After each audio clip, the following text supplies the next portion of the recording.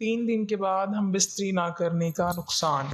حضرت محمد صلی اللہ علیہ وسلم نے مجامعت کو بہت سے بیماریوں کا علاج قرار دیا ہے۔ ایک مرتبہ ایک عورت حضرت عمر رضی اللہ تعالیٰ عنہ کے پاس حاضر ہوئی اور کہنے لگی، اے عمر، میرا خاوند تمام رات بسم اللہ الرحمن الرحیم میاں بیوی کا ہر دوسرے دن لازمی ہم بستری کرنے کا حکم کیوں دیا گیا؟ ہر دوسرے دن بیوی سے ہم بستری کرنے کے بے شمار فائدے اور ثواب آج میں آپ کو تفصیل سے بتاؤں گی۔ آپ سے گزارش ہے کہ ویڈیو کو مکمل دیکھیے گا۔ امام جلال الدین سیوطی رحمۃ اللہ علیہ نے حضرت عمر رضی اللہ تعالیٰ عنہ کے حوالے سے یہ بیان کیا ہے کہ آپ رات کے وقت گشت کر رہے تھے تو ایک گھر سے ایک عورت کی آواز آ رہی تھی اور وہ کچھ اشعار پڑھ رہی تھی۔ مفہوم یہ تھا کہ اس کا شوہر گھر سے کہیں دور چلا گیا تھا اور وہ اس کے فراق میں غمزدہ تھی۔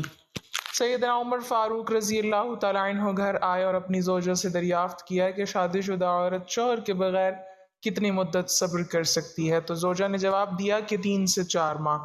آپ نے حکم جاری کر دیا کہ ہر فوجی کو 4 ماہ بعد ضروری چھٹی دی جائے تاکہ ہر فوجی اپنی بیوی کا حق ادا کر سکے۔ اگر بیوی سے ہم بستری کو دل نہ چاہے تو اس سے ہم بستری ترک کر دینا جائز نہیں، کیونکہ ہم بستری بیوی کا بے حق ہے اور ترک ہم بستری اس کے لیے مضر ہے۔ جس طرح عورتوں کو مردوں کے جذبات کا لحاظ رکھنا ضروری ہے، اسی طرح مردوں کو بھی لازم ہے کہ عورتوں کے جذبات کا خیال رکھیں، ورنہ جس طرح مرد کی ناراضگی سے عورت کی زندگی جہنم بن جاتی ہے، اسی طرح عورت کی ناراضگی بھی مردوں کے لیے وبال جان بن جاتی ہے۔ حضرت سیدنا عمر رضی اللہ تعالیٰ عنہ کے پاس حضرت کعب رضی اللہ تعالیٰ عنہ تشریف فرما تھے کہ ایک خاتون آئی اور آ کر کہنے لگی، اے امیر المومنین، میرا خاوند بہت نیک ہے، ساری رات تہجد پڑھتا ہے اور سارا دن روزہ رکھتا ہے۔ یہ کہہ کر خاموش ہو گئی۔ حضرت عمر رضی اللہ تعالیٰ عنہ بڑے حیران ہوئے کہ خاتون کیا کہنے آئی ہے۔ اس نے پھر یہی بات دوبارہ دہرائی کہ میرا خاوند بہت نیک ہے، ساری رات تہجد میں گزارتا ہے اور سارا دن روزہ رکھتا ہے۔ اس پر حضرت کعب رضی اللہ تعالیٰ عنہ بول پڑے، اے امیر المومنین، اس نے اپنے خاوند کی بڑے اچھے انداز میں شکایت کی ہے۔ امیر المومنین بولے، کیسے شکایت؟ جب وہ ساری رات تہجد پڑھتا رہے گا اور سارا دن روزہ رکھے گا تو پھر بیوی کو وقت کب دے گا؟ تو یہ خاتون کہنا چاہتی ہے کہ میرا خاوند نیک تو ہے مگر مجھے وقت نہیں دیتا۔ چنانچہ حضرت عمر رضی اللہ تعالیٰ عنہ نے اس کے خاوند کو بلایا تو اس نے کہا، ہاں اے امیر المومنین، میں مجاہدہ کرتا ہوں۔ حضرت عمر رضی اللہ تعالیٰ عنہ نے حضرت کعب رضی اللہ تعالیٰ عنہ سے کہا کہ آپ فیصلہ کریں۔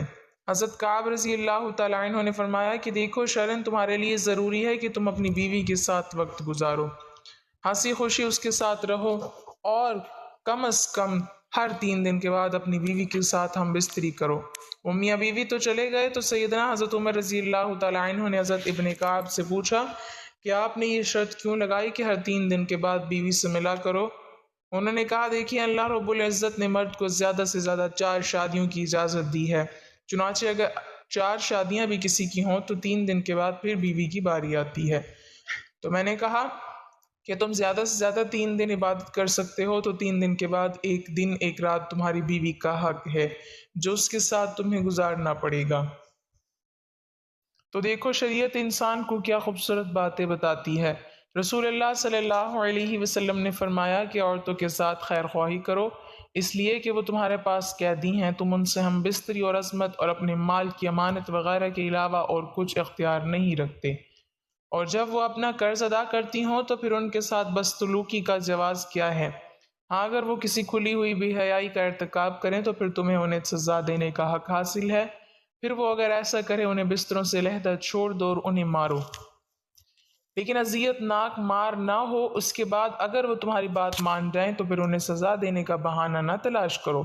جس طرح تمہاری بیویوں پر حق ہے، اسی طرح تم پر تمہاری بیویوں کا بھی حق ہے۔ تمہارا حق تمہاری بیویوں پر یہ ہے کہ وہ تمہارے بستر پر ایسے لوگوں کو نہ روند دیں جنہیں تم ناپسند کرتے ہو، تمہارے گھر میں ایسے لوگوں کو آنے کی اجازت نہ دیں جنہیں تم اچھا نہیں سمجھتے۔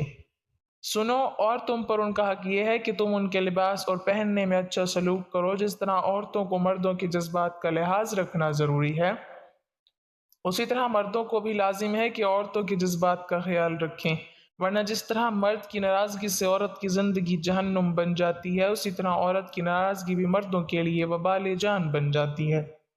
اگر کسی اجنبی عورت پر اتفاقیہ نظر جا پڑے اور وہ خوبصورت معلوم ہو تو گھر جا کر اپنی بیوی سے ہم بستری کر لو تاکہ شہوت کو سکون ہو سکے۔ ارشاد نبوی صلی اللہ علیہ وسلم ہے کہ جب تم میں سے کسی عورت کو دیکھو اور وہ اسے خوبصورت دکھائی دے تو اسے اپنی بیوی کے پاس چلا جانا چاہیے، کیونکہ عورت کی شکل میں شیطان آتا ہے اور عورت کی شکل میں واپس جاتا ہے۔ اگر کسی کی بیوی نہ ہو تو وہ اللہ تعالیٰ سے پناہ طلب کرے، گناہوں سے سلامتی کی توفیق مانگے اور اس کی شیطان مردود سے پناہ مانگے۔ شوہر اور بیوی کسی کے لیے جائز نہیں کہ وہ اپنی خلوت کی باتیں کسی غیر پر ظاہر کریں، کیونکہ یہ بے وقوفی اور کمینگی ہے۔ عقل و شعور نے اس سے منع کیا ہے۔ حضرت ابو ہریرہ رضی اللہ تعالی عنہ بیان کرتے ہیں کہ نبی کریم صلی اللہ علیہ وسلم نے مردوں کو مخاطب کرتے ہوئے پوچھا، کیا تم میں سے کوئی ایسا آدمی ہے کہ جب وہ اپنی بیوی سے جماع یعنی ہم بستری کرتا ہو تو دروازہ بند کر کے پردہ کر لیتا ہو اور اللہ کے پردے سے اس فعل کو چھپاتا ہو؟ لوگوں نے جواب دیا، ہاں ایسے لوگ موجود ہیں۔ آپ صلی اللہ علیہ وسلم نے پھر یہ پوچھا، ایسا آدمی بھی ہے جو اسے دوسروں کے پاس جا کر بیان کرتا ہو؟ یہ سن کر صحابہ اکرام رضوان اللہ تعالی علیہم اجمعین خاموش ہو گئے۔ اس کے بعد آپ صلی اللہ علیہ وسلم عورتوں کی طرف مخاطب ہوئے اور ان سے پوچھا کہ تم میں کوئی ایسی عورت ہے جو اپنے خاوند کی خلوت کی باتیں دوسری عورتوں کو بیان کرتی ہوں؟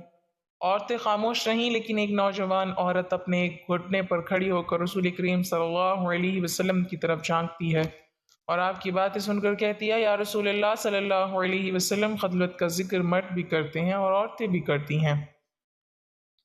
فرمایا، جانتے ہو اس کی مثال کیا ہے؟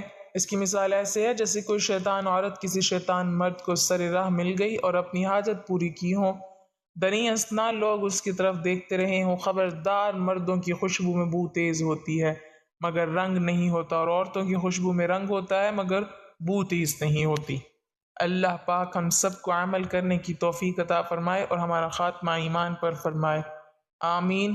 ناظرین، کمنٹ باکس میں اللہ تعالیٰ کے 99 ناموں میں سے ایک نام ضرور ٹائپ کریں۔